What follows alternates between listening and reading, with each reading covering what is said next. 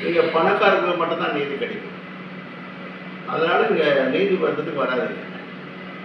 நிலத்துக்கு அடமானம் போட்டு வர்றதுக்கு கோர்ட்டுக்கு, வீட்டு அடமானம் போட்டு வர்றதுக்கு கோர்ட்டுக்கு, பொண்டாட்டி நகை அடமானம் போட்டு வர்றதுக்கு கோர்ட்டுக்கு, இதெல்லாம் வந்தால் வேணும். என்னைக்கு வக்கீல பார்த்து வக்காட்டில் கையெழுத்து போடுறீங்களோ அன்றைக்கே உங்களுக்கு ஜென்மத்தில் ஜெனி.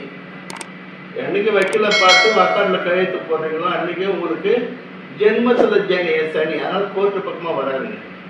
கோர்ட்டு பக்கம் யார் வரலான்னா எம்எல்ஏ வரலாம், எம்பி வரலாம், மத்திய அமைச்சர் வரலாம், மாநில அமைச்சர் வரலாம், தொழிலதிபர்கள் வரலாம், பெரிய பெரிய பணக்காரங்க வரலாம், வைரியாபாரி வரலாம், தங்க வியாபாரி வரலாம். நீங்கள் விவசாயிகளுக்கு கோர்ட்டுக்கு வராதிங்க.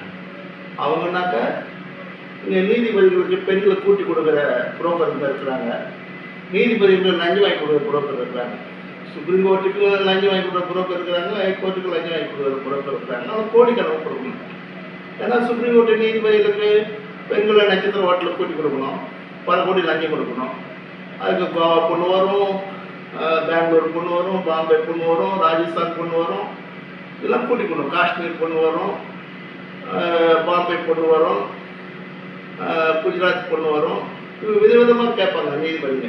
16 வயசு பொண்ணு கொண்டு வாங்குவாங்க, 20 வயசு. இவங்க ஆல்பம் காட்டுவாங்க. இந்த ஆல்பத்தை பாருங்கள் லாட்ஷிப், உங்களுக்கு 16 வயசு பொண்ணு கூட இருக்குது, இப்போ தான் வயசுக்கு வந்த பொண்ணு அப்படின்னு சொல்லுவாங்க. அவருக்கு ரொம்ப மகிழ்ச்சி ஆகிடும். அதுக்குள்ள ஜட்ஜ்மெண்ட்டாக ரெடி பண்ணி சைன் வாங்கிடுவானுங்க, பல கோடி வாங்குவானுங்க, நீதிபதி பிரித்து கொடுத்துருவானுங்க, நட்சத்திர வாட்டில் பணம் கட்டுவானுங்க, அந்த போயிட்டு வந்த பொண்ணுக்கும் பணம் கட்டிடுவானுங்க, இவங்களும் பணம் எடுத்துப்பாங்க. இதுதான் நீதித்துறை நடக்குது. இதெல்லாம் நான் சட்டசபையில் ஆதாரத்தோடு பேசணும். எங்களுக்கு ஆதரவு குழுக்கள் தொடர்ந்து நான் லஞ்சத்தை ஒழிக்க தீருவேன். ரிசர்வேஷன் சுப்ரீம் கோர்ட் நீதிபதி பதவியில் கொண்டு வருவேன். ரிசர்வேஷன் ஹைகோர்ட்டு நீதிபதி பதவியில் கொண்டு வருவேன். ஹைகோர்ட் அட்வொகேட் ஜெனரல் கே சுப்ரமணியை பார்த்து நீங்கள் இத்தனை கோடின்னு கொடுத்துருக்காங்க, அவர் பெயில் எடுத்து வந்துடுவார். அவர் சுப்ரீம் கோர்ட் நீதிபதி பெண்களை கூட்டி கொடுப்பார். இப்போ அட்வொகேட் ஜெனரல் கே சுப்ரமணியம் வந்து ஃபீமேல் செக்ஸ் ஒர்க்கர்ஸ் யூனிட் வச்சுக்கிறார்.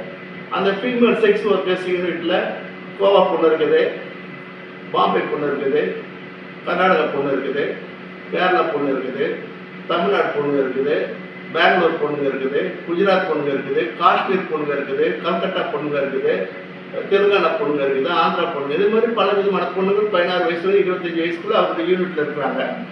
இவங்க இந்த பொண்ணுங்களை கொண்டு போய் நீதிபதிக்கு சுப்ரீம் கோர்ட் நீதிபதியில் கூட்டி கொடுப்பாரு அட்வொகேட் கே சுப்ரமணியம், ஹைகோர்ட் நீதிபதியில் கூட்டி கொடுப்பாரு அட்வொகேட் ஜெனரல் கே சுப்ரமணியம். நீதிபதி கூட்டி கொடுத்துருவாங்கன்னா அவர் நட்சத்திர ஹோட்டலுக்கு இந்த பெறுவாங்க நீதிபதிகள். சுப்ரீம் கோர்ட் நீதிபதினா ஹைகோர்ட் நீதிபதினா 16 வயசு பொண்ணுக்கு மேலே இந்த பெறுவாங்க 2 நாளைக்கு சனி ஞாயிறு. அப்படியே ஒரு ஜட்மெண்ட் ரெடி பண்ணிட்டு கையெழுத்து வரத்துக்கு ரெடி ஆகிடுவார்.